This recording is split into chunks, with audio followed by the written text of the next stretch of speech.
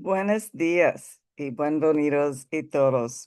Good morning and welcome, everyone. Welcome to a community that is dedicated to providing spiritual tools for living a happy and full life. My name is Karina Shearer, and I am the spiritual director and founding minister here at the Center for Spiritual Living Puerto Vallarta. If you would like to join us for the live Zoom meeting, please contact me for the link and the password, or check our website, www.cslpv.org,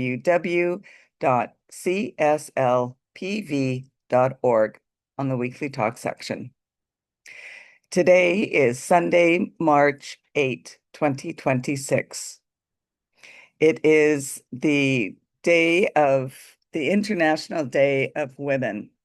So today, be sure to hug your mother, sister, aunt, grandma, wife, and any other women important to you in your life. We are continuing our annual theme, Open at the Top. The topic for the month of March is What If? And today, our topic is Traveling in a World of My Creation. So at this time, I'd like to once again truly welcome everyone, including those that are new to our teaching and to our center. Whether you are here on the live Zoom call or watching the replay at a later time, we teach a philosophy that honors all faith traditions. So no matter what path you are on, know it is the right one for you. Everyone is welcome here, and we value each and every one of you. The philosophy we teach is called the science of mind.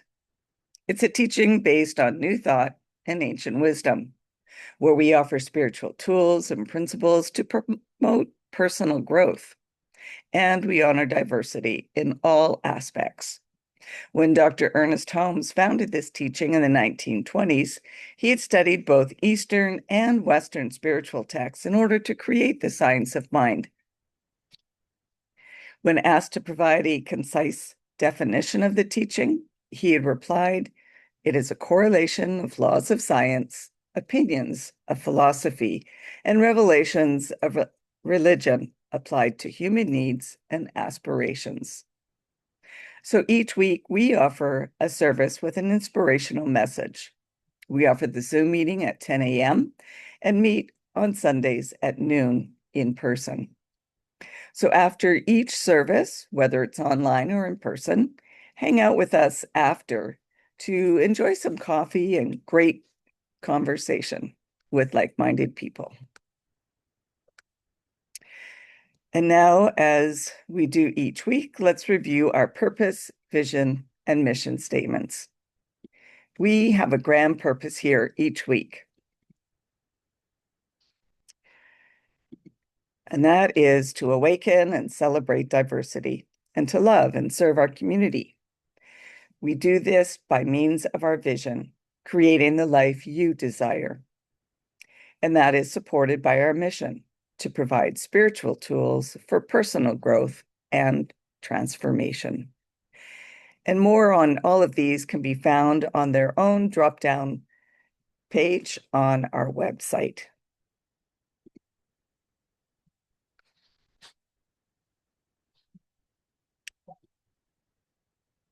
And so today I'd like to read from the Creative Thought magazine from March 2014 and reading from March 8th.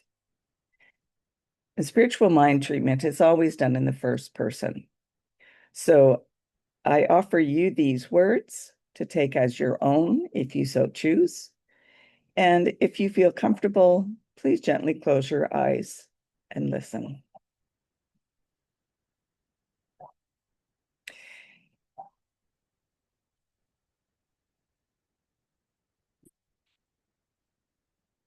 In my awareness of the oneness of God, I know that my mind is free. My mind escapes the bondage of confusion, doubt, and fear. I know that I am the highest creation of God, made out of itself. And my knowing allows me to celebrate my positive spiritual growth and understanding. My health is truly the health of life, the indwelling life of God. My love is truly the love of God. I relax easily, freely, and deeply into this successful day. I love every minute of it. I am living a whole new level of positive purpose and faith in action. I now sense an ever-deepening peace flowing through my thoughts, my body, my being, and my world. I inhale and exhale the joy of God. I have a vital sense of being important and dispensationable to the entire scheme of things. I give thanks that I am radiantly alive with the grandeur of God. I release to law, and so it is. And that was originally submitted by Dr. J. Scott Neal from Fremont, California.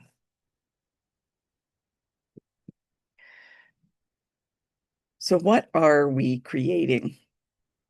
What inner world am I creating? And how does it shape my life?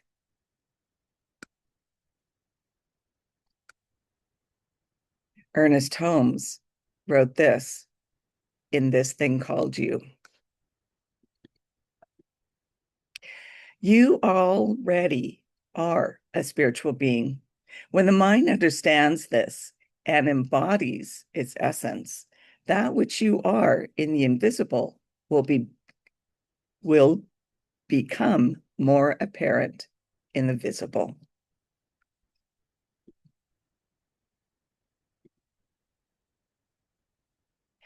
So what if we fully and completely accepted our desires and dreams as divine? What would our internal conversations be like if we trusted that we truly belong and that we are truly loved and that there is nothing wrong or broken within us, but understood life is simply expressing itself as each one of us? If we truly understood our greatness and understood our presence here is valuable, how might that change the world? As we truly embody this idea that we already are being spiritual beings right here and right now, as we are, we can begin to create a world that works for everyone and all of creation. And it all starts within each of us. Holmes wrote this: your soul belongs to the universe. Your mind is an outlet through which the creative intelligence of the universe seeks fulfillment.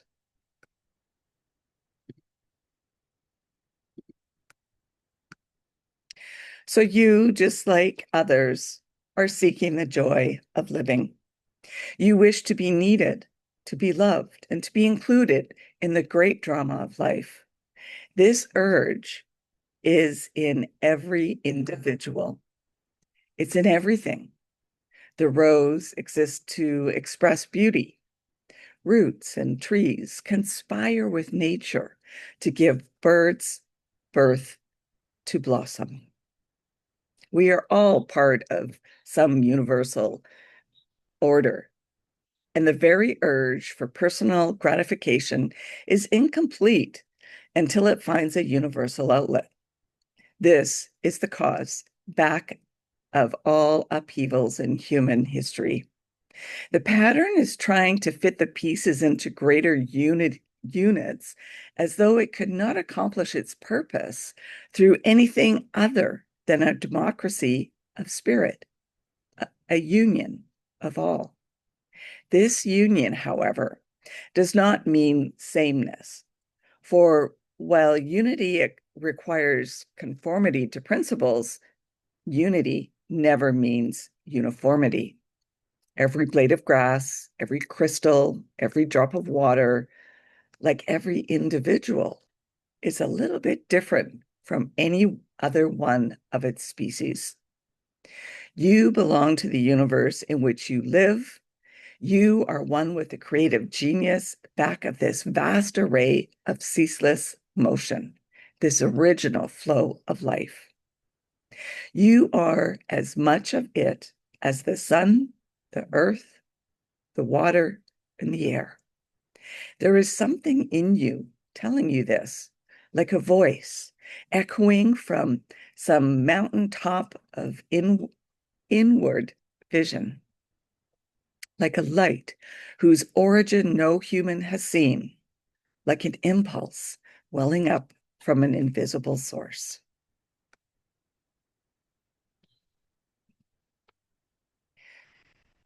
So belonging is sacred, and our desire is a divine impulse. We treat desire not as an ego noise, but as life's urge to belong and to contribute through us. Across culture and identity, the same longing shows up to be seen, safe, valued, and free to express. Our inner work is to stop arguing with our worthiness. True desire is not something that we manufacture, but something that we discover within us. Dr. Ernest Holmes suggested that desire is God or spirit or universal intelligence or whatever word or phrase you wish to describe it as. And it's tapping at the door of our consciousness, seeking expression. Science of Mind teaches that all creation begins in consciousness. Divine idea or desire, our belief, and our mental acceptance. Creative law acts, resulting in manifestation. Desire is the seed planted in the soil of mind. True desire is expansive, creative, life-affirming, and feels aligned with our inner and deeper nature. Learn to listen to the deeper impulse beneath surface craving. So this week, notice where old narratives makes us shrink and replace them with an inner sentence of belonging. I am meant to be here fully. I am worthy. I am loving, and lovable. And as we normalize sacred desire inside, we become less judgmental outside, more curious about the desires of others and how community can make room for everyone to bloom. Holmes wrote this: "You need not mold your life after another. Trust yourself. Believe in your direct relationship with life, and you will not be disappointed. Do not wait. Today is the time to start. Right where you are is the place to begin."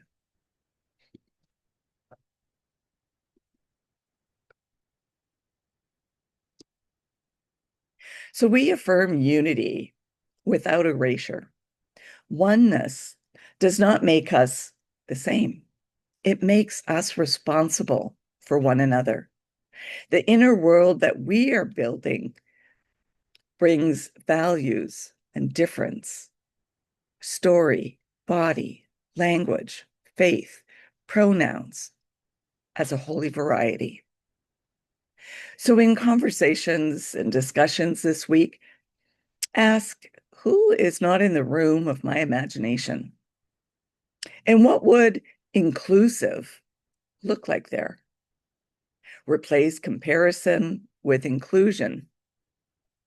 Replace comparison with contribution and performance with presence. We can honor shared principles such as dignity, safety, fairness, while still allowing many expressions. As we bless differences within our own mixed feelings, histories, and strengths, we grow capacity to bless difference without. The result is less defensiveness, more collaboration, and communities that widen the circle without thinning anyone out. Parker J. Palmer wrote this: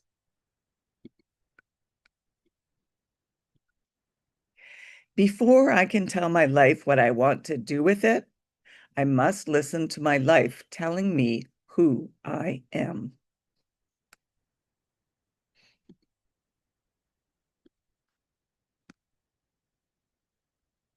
So if mind is an outlet for creative expression and creative intelligence, our self-talk shapes the world that we build. In a polarized era, we choose an inner climate that expands, not contracts, our view of humanity. So daily, attune your thought feeling to what you say that you value: respect, equity, compassion, courage. Try asking yourself this at the end of each day: did my thoughts today widen the circle or tighten it? Before responding, breathe and ask, what reduces harm and increases dignity here? Speak blessings that include everyone, especially those that are different from you. Hold firm boundaries without contempt. As our inner atmosphere grows clearer, less cynicism, more principled hope, our words, choices, policies, and partnerships begin to reflect it. The outer world slowly matches the sanctuary we steward within. Yesterday, I attended a workshop. Another attendee mentioned a desire for growth, improvement. So let's make our goal to be better today than we were yesterday. And now for a quick story by Pema Chodron from The Places That Scare You. They wrote, a young woman wrote about finding herself in a small town in the Middle East, surrounded by people jeering, yelling, and threatening to throw stones at her and her friends because they were Americans. Of course, she was terrified. And what happened to her is important. Suddenly, she identified with each person throughout history who had ever been scorned and hated. She understood what it was like to be despised for any reason: ethnic group, racial background, sexual preference, gender, and others. Something cracked wide open, and she stood in the shoes of millions of oppressed people and saw from a new perspective. She even understood her shared humanity with those who hated her. This sense of deep connection, of belonging to the same family, is the awakening of the great heart of compassion. Buckminster Fuller wrote this: never forget that you are one of a kind. Never forget that if there weren't any need for you in all your uniqueness to be on this earth, you wouldn't be here in the first place. And never forget, no matter how overwhelming life's challenges and problems seem to be, that one person can make a difference in the world. In fact, it is always because of one person that all the challenges that matter in the world come about. So be that one person.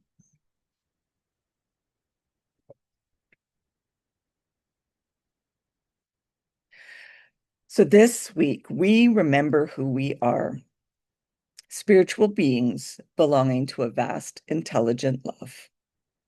And let that truth author our inner world.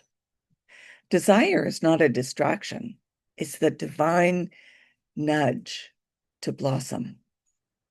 Unity does not demand sameness. It asks us to honor differences as a holy design. And mind is our outlet for creative intelligence. So the climate that we cultivate within becomes the pattern our lives express. We commit to 3 simple moves. Honor one real longing with a micro step, widen one circle with an act of inclusion, and steady our self-talk with an affirmation of guidance and worth. As we tend this sanctuary within, clear, kind, expectant, our choices, our relationships, and our communities shift. The world we inhabit begins to mirror the world that we are consciously creating.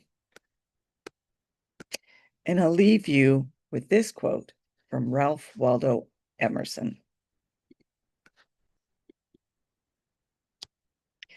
You are an inlet and may become an outlet to all there is in God. And there is not just good enough or making do, but all there is. Let your allness be revealed. Release your inner beauty. Unleash your imprisoned splendor. And that takes us to our affirmation for the week. Peace begins in the world I create within.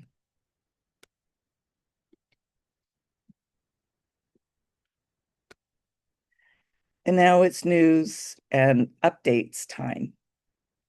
What's happening at our center? We are continuing to meet at our new location, the Living Room Bookstore and Cafe in Cinco de Diciembre at noon. And the location is noted on our website. If you are interested in learning more about the Science of Mind teaching, we are offering courses via Zoom as well as in person. So connect with me or check our website to find out details on upcoming classes. And there's also a survey for your input. What would you like to see for an upcoming class, or perhaps a workshop or a book study? Let me know so that we can plan for those as well. And if you would like to have a one-on-one connection for a spiritual mind treatment, please contact me so we can arrange for that. And if you would like to commit to being a member of the Center for Spiritual Living Puerto Vallarta for this current year, as membership does renew annually, or if you would like to be on our board of trustees, please contact me.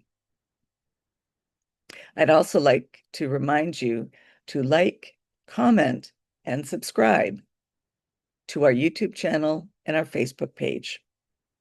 And let me know if you would like to receive our weekly post on Substack. So now it's time for mindful giving and financial support of our center and our spiritual home. We rely on your support to continue our center here in Puerto Vallarta so that we can continue offering this powerful teaching of the science of mind. We bless the financial gifts that you give today. Every donation is greatly appreciated. Donations can be made using PayPal or Tithely from our website, www.cslpv.org, and you'll find the donations on both the landing page as well as on the page where you find the replay of the weekly talk. And yes, we do still accept cash as well as paper checks.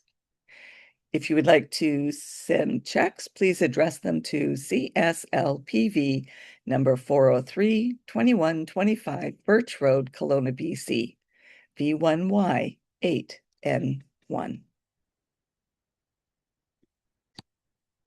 And now for our offertory affirmation.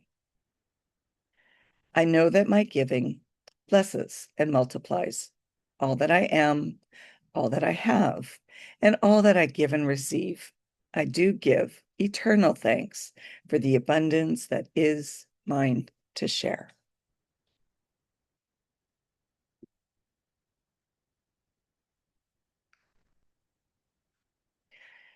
So thank you for coming and sharing this time together. And let's continue practicing peace. We can each be a force for peace and nonviolence. Our words and our actions create ripples of peace all around us and beyond. Peaceful living includes acting with compassion, kindness, and consideration. And it also includes standing up against injustice. And today, more than ever, we need to stand for peace. Hug your friends, your loved ones, and your neighbors. May peace and love be with you all. Blessings. Namaste.